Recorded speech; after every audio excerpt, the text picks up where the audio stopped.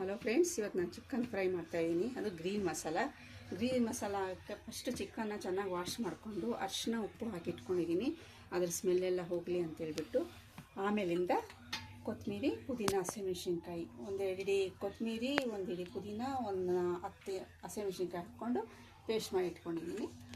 ಒಗ್ಗರಣೆಗೆ ಕರಿಬೇವು ಸೊಪ್ಪು, ಈರುಳ್ಳಿ, ಕಸ್ತೂರಿ ಮೆಂತಿ ತೊಗೊಂಡಿದ್ದೀನಿ, ಮತ್ತು ಗರಂ ಮಸಾಲ ಪೌಡರ್, ಮತ್ತು ಟೊಮೊಟೊ ಒಂದು 3 ಪೇಸ್ಟ್ ಮಾಡಿ ಇಟ್ಕೊಂಡಿದ್ದೀನಿ, ಮತ್ತು ಶುಂಠಿ ಬೆಳ್ಳುಳ್ಳಿ ಪೇಸ್ಟ್ ತೊಗೊಂಡಿದ್ದೀನಿ. ಇವಾಗ ಸ್ಟಾರ್ಟ್ ಮಾಡೋಣ.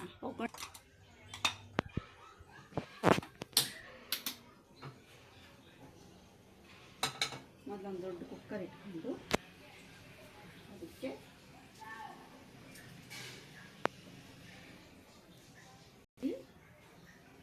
ಬಿಸಿ ಆದಮೇಲೆ ಅದಕ್ಕೆ ಒಂದೆರಡು ದೊಡ್ಡ ಸ್ಪೂನು ಎಣ್ಣೆ ಹಾಕ್ಕೊಳ್ಳೋಣ.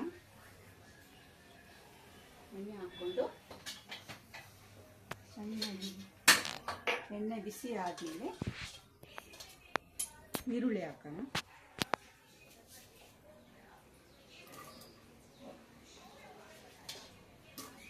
ಈರುಳ್ಳಿ ಹಾಕಿ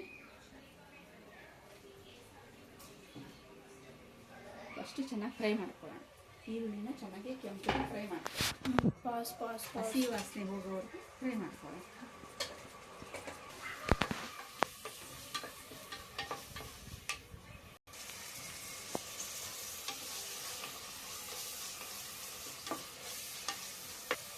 ಈರುಳ್ಳಿ ಚೆನ್ನಾಗಿ ಕೆಂಪಗೆ ಮತ್ತು ಹಸಿ ವಾಸನೆ ಹೋಗೋವರೆಗೂ ಫ್ರೈ ಆಗಬೇಕು.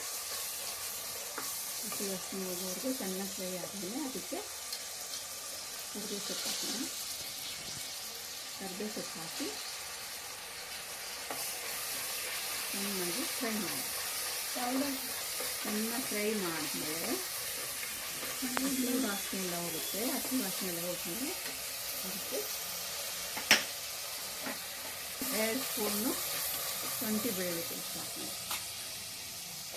ಒಂದು ದೊಡ್ಡ ಸ್ಪೂನಲ್ಲಿ 2 ಸ್ಪೂನು ಶುಂಠಿ ಬೆಳ್ಳುಳ್ಳಿ ಪೇಸ್ಟ್ ಹಾಕಿ ಚೆನ್ನಾಗಿ ಹಸಿ ವಾಸನೆ ಹೋಗೋವರೆಗೂ ಅದನ್ನು ಫ್ರೈ ಮಾಡೋಣ. ಚೆನ್ನಾಗಿ ಫ್ರೈ ಮಾಡಿ ಹಸಿ ವಾಸನೆ ಹೋಗೋವರೆಗೂ ಅದನ್ನು ಫ್ರೈ ಆಗುತ್ತೆ.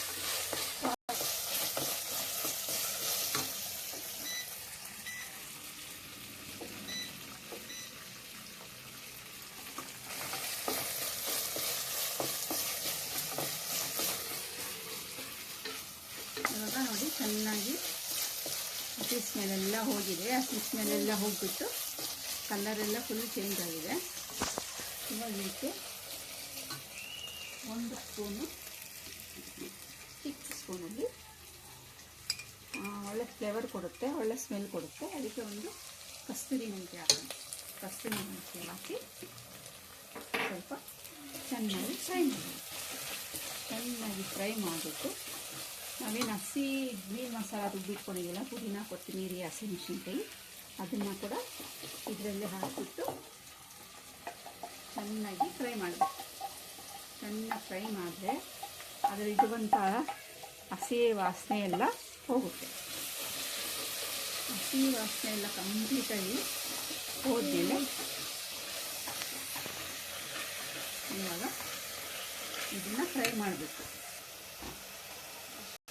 ಚೆನ್ನಾಗಿ ಹಸಿ ವಾಸನೆ ಪೂರ್ತಿಯಾಗಿ ಹಸಿ ವಾಸನೆ ಎಲ್ಲ ಹೋಗಬೇಕು.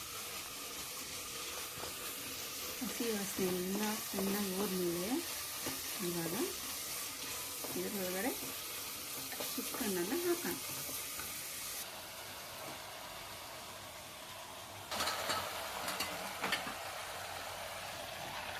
ಹಾಕಿ ಚೆನ್ನಾಗಿ ಮಿಕ್ಸ್ ಮಾಡಿ.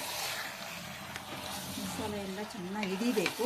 ಆ ಥರ ಚೆನ್ನಾಗಿ ಮಿಕ್ಸ್ ಮಾಡಿ ಚೆನ್ನಾಗಿ ಫ್ರೈ ಆಗಬೇಕು.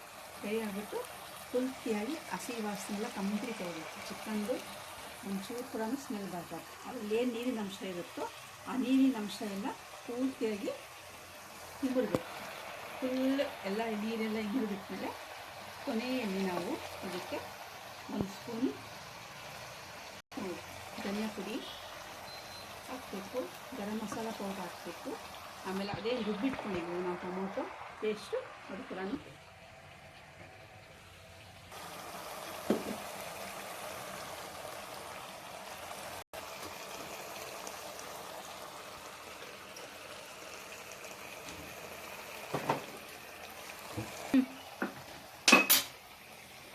ಇದು ಚಿಕನ್ ಚೆನ್ನಾಗಿ ಫ್ರೈ ಆಗ್ತಾಯಿದೆ ನೋಡಿ, ಎಷ್ಟು ಚೆನ್ನಾಗಿ ಕಲರ್ ಚೇಂಜ್ ಆಗಿದೆ. ಗ್ರೀನ್ ಮಸಾಲ, ಗ್ರೀನ್ ಮಸಾಲ ಯಾಕೆ ಬರುತ್ತೆ ಅಂದರೆ ನಾವು ಹಾಕಿರೋದೆಲ್ಲ ಗ್ರೀನ್ ಐಟಮ್ಸು. ಪುದೀನ, ಕೊತ್ತಂಬರಿ, ಹಸಿಮೆಣಸಿನ್ಕಾಯಿ ಪುದೀನ ಎಲ್ಲ ಹಾಕಿದ್ದೀವಲ್ಲ, ಪುದೀನ, ಕೊತ್ತಂಬರಿ, ಹಸಿಮೆಣಸಿನ್ಕಾಯಿ ಎಲ್ಲ ಹಾಕಿದ್ದೀವಲ್ಲ, ಅದರಿಂದ ಇದು ಪೂರ್ತಿಯಾಗಿ ಗ್ರೀನ್ ಕಲರ್ ಬಂದಿದೆ. ಇವಾಗ ಇದರಲ್ಲಿ ಇರುವಂಥ ನೀರಿನಂಶ ಪೂರ್ತಿಯಾಗಿ ಹೋಗಬೇಕು. ಅದರೊಳಗೆ ಇವಾಗ ನಾವು ಒಂದು ದೊಡ್ಡ ಸ್ಪೂನು ಧನಿಯಾ ಪೌಡರು ಹಾಕಿ ಚೆನ್ನಾಗಿ ಮಿಕ್ಸ್ ಮಾಡೋಣ. ಇವಾಗ ಹಾಕೋದ್ರಿಂದ ಏನಿತ್ತು ಅದು ಕೂಡ ಹಸಿ ವಾಸನೆ ಎಲ್ಲ ಹೊರಟೋದು. ಚೆನ್ನಾಗಿ ಹಸಿ ವಾಸನೆ ಎಲ್ಲ ಹೋದರೆ ಮಾಡಿರೋ ಪದಾರ್ಥ ಕೂಡ ರುಚಿಯಾಗಿರುತ್ತೆ. ಇದು ಪೂರ್ತಿಯಾಗಿ ನೀರಿನ ಅಂಶ ಎಲ್ಲ ಕಮ್ಮಿ ಆಗ್ತದೆ. ಆಗ ಕೆಲವೊಂದು ಸಲ ಮಸಾಲ ಜಾಸ್ತಿ ಹಾಕಿದ್ರೆ ಚೆನ್ನಾಗಿರಲ್ಲ. ಎಷ್ಟು ಬೇಕು ಮಸಾಲ ಅಷ್ಟೇ ಹಾಕ್ತಾರೆ, ಚಿಕನ್ ತುಂಬ ಚೆನ್ನಾಗಿ ಬರುತ್ತೆ. ನೋಡಿ, ನೀರಿನ ಅಂಶ ಸ್ವಲ್ಪ ಇದೆ, ಇನ್ನೂ ಸ್ವಲ್ಪ ಇದೆ. ಆ ನೀರಿನ ಅಂಶ ಎಲ್ಲ ಹೋಗಬೇಕು. ಚಪಾತಿಗೆ, ರೈಸ್ಗೆ, ದೋಸೆಗೆ, ಇಡ್ಲಿಗೆ, ಪ್ರತಿಯೊಂದಕ್ಕೂ ತುಂಬ ಚೆನ್ನಾಗಿದೆ. ಈ ಥರ ಮಾಡಿಕೊಂಡ್ರೆ ಎಲ್ಲ ಚೆನ್ನಾಗಿರುತ್ತೆ. ಇದೆಲ್ಲ ಫ್ರೈ ಆಗ್ತಾ ಇದ್ದಂಗೆ ಇದಕ್ಕೆ ಟೊಮೊಟೊ ಮತ್ತು ಇದರಲ್ಲಿ ಸ್ವಲ್ಪ ಹುಣಸೆಹಣ್ಣು ಹಾಕಿದ್ದೀನಿ. ಯಾಕಂದರೆ ಸ್ವಲ್ಪ ಡಿಫ್ರೆಂಟ್ ಟೇಸ್ಟ್ ಬರುತ್ತೆ. ಬರೀ ಟೊಮೊಟೊದಲ್ಲಿ ಮಾಡಿದ್ರೇ ಒಂಥರ ಟೇಸ್ಟು. ಸ್ವಲ್ಪ ಒಂದು 2 ಎಳೆಯಷ್ಟು ಹುಣಸೆಹಣ್ಣು ಕೂಡ ಹಾಕಿ ರುಬ್ಕೊಂಡು ಹಾಕಿದ್ರೆ ತುಂಬ ಚೆನ್ನಾಗಿ ಒಳ್ಳೆ ಟೇಸ್ಟ್ ಬರುತ್ತೆ.